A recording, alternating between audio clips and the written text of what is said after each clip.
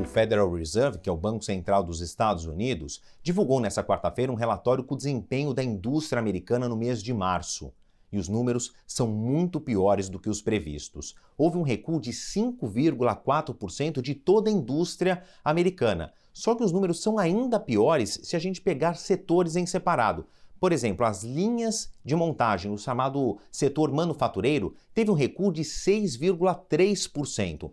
Ainda falando do setor manufatureiro, bancos, casas de análise de risco, agências que fazem previsões aqui do setor financeiro dos Estados Unidos acreditavam num recuo do setor manufatureiro na casa dos 3,2%.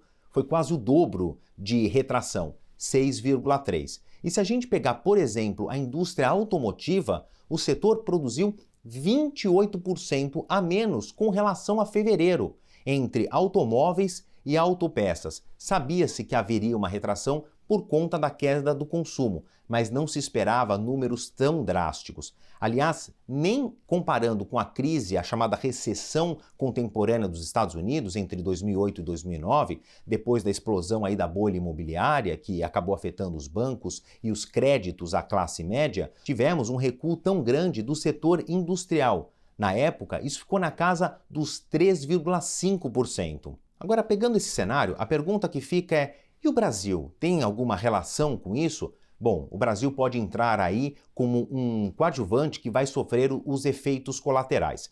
Porque se nós olharmos a balança comercial entre Brasil e Estados Unidos, as exportações brasileiras para aqui os Estados Unidos estão na casa dos 29 bilhões 500 milhões de dólares, com números consolidados de 2019. E o que puxa essas exportações? Aviões, peças para o setor da aviação, o melhor exemplo são as turbinas, e depois matéria-prima para o setor industrial, como alumínio e aço. Agora, a gente tendo em vista que o setor está muito recrudescido, principalmente o da aviação, porque os aviões estão parados, e se a indústria está requerendo cada vez menos matéria-prima para construir carros e bens duráveis, a lógica diz que nos próximos meses o Brasil também vai sentir a falta da compra desses materiais pelos Estados Unidos. Agora, parafraseando uma parte do discurso do presidente Donald Trump de ontem, em que ele diz que ele já começa a ver uma luz no fim do túnel, pode ser que no comecinho do mês de maio